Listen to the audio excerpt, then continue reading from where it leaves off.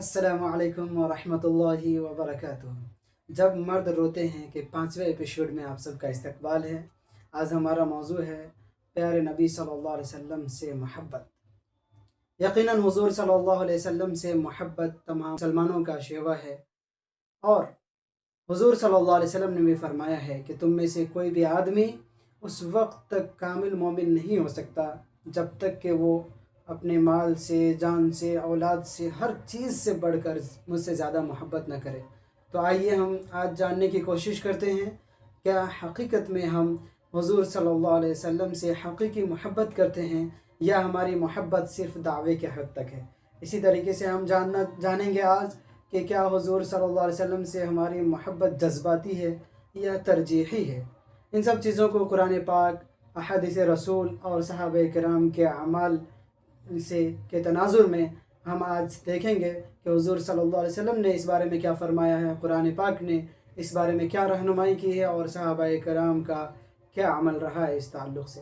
یقیناً حضور صلی اللہ علیہ وسلم سارے جہاں کے لیے رحمت للعالمین بن کر آئے تھے، اور حسن اخلاق کے ایک بہترین پیکر اور نمونہ تھے، جیسا کہ حضرت عائشہ رضی اللہ تعالی عنہ نے فرمایا ہے کہ حضور صلی اللہ علیہ وسلم کا اخلاق وہی اخلاق ہے جو کہ قرآن پاک ہے۔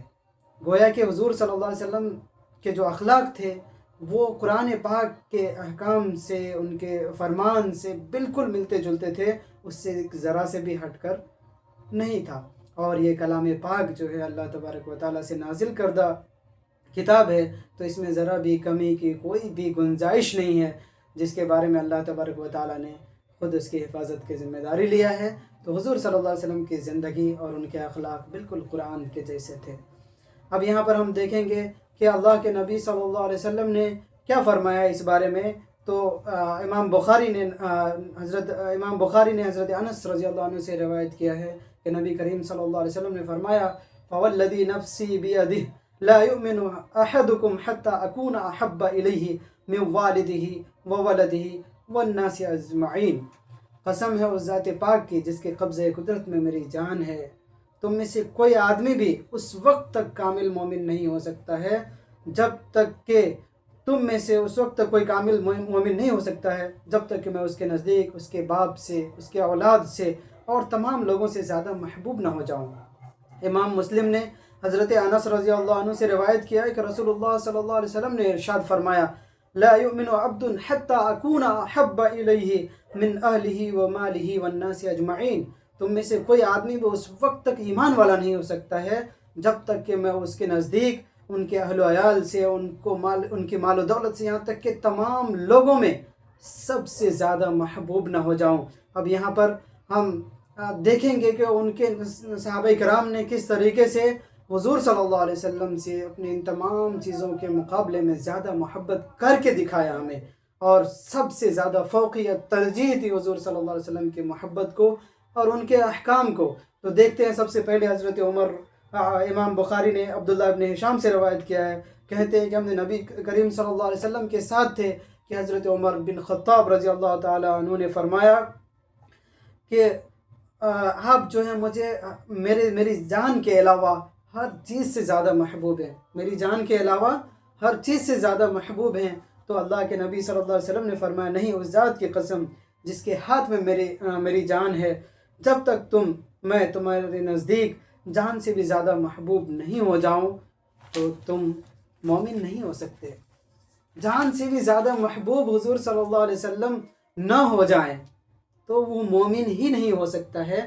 یہ صرف دعوے کے حد تک نہیں ہے، بلکہ یہ حقیقت کی حد تک ہے کہ انسان حضور صلی اللہ علیہ وسلم کی بات جہاں پر آئے، ان کی محبت کی بات جب آئے، تو ان پر اپنی تمام چیزوں کو قربان کر دے، اپنی جان کو بھی، مال کو بھی، اور یہاں تک کہ جو کچھ بھی ہے ان کے لیے دنیا میں محبوب سے محبوب ترین چیز ہے، اس کو بھی حضور صلی اللہ علیہ وسلم کے احکام، فرمان، ان کی محبت کے سامنے میں قربان کر دے۔ یہ حقیقی محبت ہے حضور صلی اللہ علیہ وسلم کی۔ اب یہاں پر ہم دیکھتے ہیں کہ حضرت عمر رضی اللہ عنہ کو جب حضور صلی اللہ علیہ وسلم نے کہا کہ تم اس وقت تک کامل مومن نہیں ہو سکتے جب تک کہ تمہاری جان سے زیادہ میں محبوب نہ ہو جاؤں، تو حضرت عمر رضی اللہ عنہ نے کسی اور چیز کا انتظار نہیں کیا، سوچنے کا انتظار نہیں کیا، بلکہ برجستہ اسی وقت حضرت عمر رضی اللہ تعالیٰ عنہ نے کہا، کہ اے اللہ کے نبی صلی اللہ علیہ وسلم آپ مجھے میری جان سے بھی زیادہ محبوب ہیں۔ تو حضور صلی اللہ علیہ وسلم نے کہا ہاں اب صحیح کہا تم نے عمر، اب صحیح کہا تم نے عمر۔ فتح الباری شرح البخاری سے یہ حدیث یہاں پر صاحب کتاب نے ذکر کیا ہے۔ عمرو بن محمد اپنے والد سے روایت کرتے ہیں کہ انہوں نے کہا میں نے عمر کو کبھی نہیں سنا تھا کہ انہوں نے ذکر نبی کیا ہو اور روئے نہ ہو۔ یعنی اللہ کے نبی صلی اللہ علیہ وسلم کا جب بھی ذکر کرتے تھے وہ تو آنسو بہاتے تھے، روتے تھے۔ کیا ان کی محبت تھی حضور صلی اللہ علیہ وسلم کی، کیا ان کے دل میں تڑپ تھی حضور صلی اللہ علیہ وسلم سے محبت کے تعلق سے، اور ان کے جذبات کیسے جڑے ہوئے تھے حضور صلی اللہ علیہ وسلم سے۔ ان کا نام جب بھی لیتے تھے، ذکر خیر جب بھی کرتے تھے، ذکر جب کرتے تھے تو وہ روتے تھے۔ اسی طریقے سے ایک صحابی اپنی اور نبی صلی اللہ علیہ وسلم کی موت یاد کرتے ہیں تو ڈر جاتے ہیں۔ اور کیوں ڈرتے ہیں؟ وجہ معلوم ہے، وجہ یہ ہے کہ وہ کہتے ہیں کہ اگر آپ کے ساتھ جنت میں داخلہ نصیب بھی ہو گیا تو کیا آپ کے مقام کی وجہ سے دیکھ پائیں گے یا نہیں حضور صلی اللہ علیہ وسلم کو جنت میں؟ اور کیونکہ آپ تو نبیوں کے ساتھ ہوں گے۔ ام المومنین حضرت عائشہ رضی اللہ عنہا روایت کرتی ہیں کہ ایک شخص نبی صلی اللہ علیہ وسلم کے پاس آیا اور کہنے لگا اے اللہ کے رسول آپ مجھے اپنی جان سے، اپنی اولاد سے زیادہ محبوب ہیں۔ جب میں گھر پر ہوتا ہوں تو آپ کی یاد آ جاتی ہے، اور جب تک آپ آ کر آپ کا دیدار نہ کر لوں بے چین رہتا ہوں۔ کیا شفقت، کیا محبت ہے اس صحابی کے حضور صلی اللہ علیہ وسلم سے۔ پھر جب اپنی اور آپ کی موت کے بارے میں سوچتا ہوں تو یہ بھی جانتا ہوں کہ آپ جنت میں نبیوں کے ساتھ اعلیٰ مقام پر ہوں گے، تو ڈرتا ہوں کہ اگر جنت میں داخل بھی ہو گیا تو آپ کے دیدار نہیں کر پاؤں گا۔ تو اس پر نبی صلی اللہ علیہ وسلم نے انہیں کوئی جواب نہیں دیا، یہاں تک کہ جبرائیل علیہ السلام یہ آیت لے کر نازل ہوئے۔ اس صحابی کی محبت کو دیکھ کر، حضور صلی اللہ علیہ وسلم کی محبت کو دیکھ کر یہ آیت لے کر نازل ہوئے۔ وَمَن يُطِعِ اللَّهَ وَالرَّسُولَ فَأُولَٰئِكَ مَعَ الَّذِينَ أَنْعَمَ اللَّهُ عَلَيْهِم مِّنَ النَّبِيِّينَ وَالصِّدِّيقِينَ وَالشُّهَدَاءِ وَالصَّالِحِينَ۔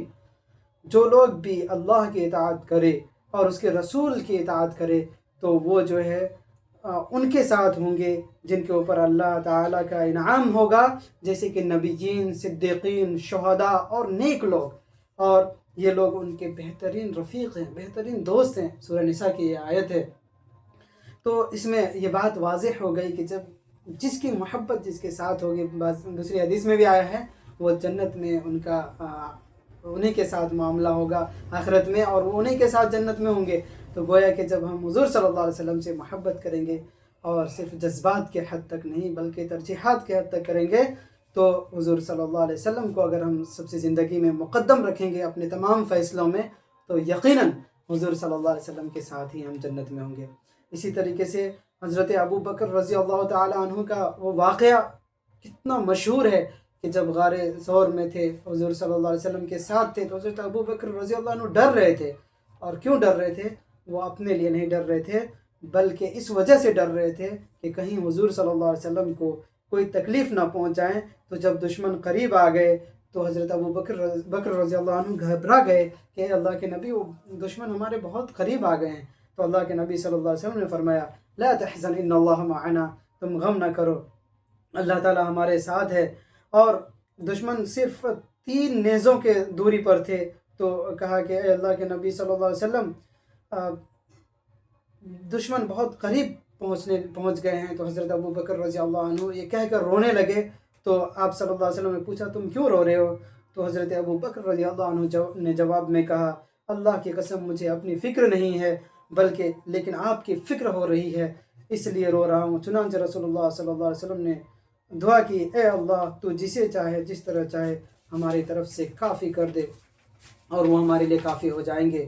اس کے نتیجے میں اس کے گھوڑے کے پیٹ تک زمین میں دھس گئے۔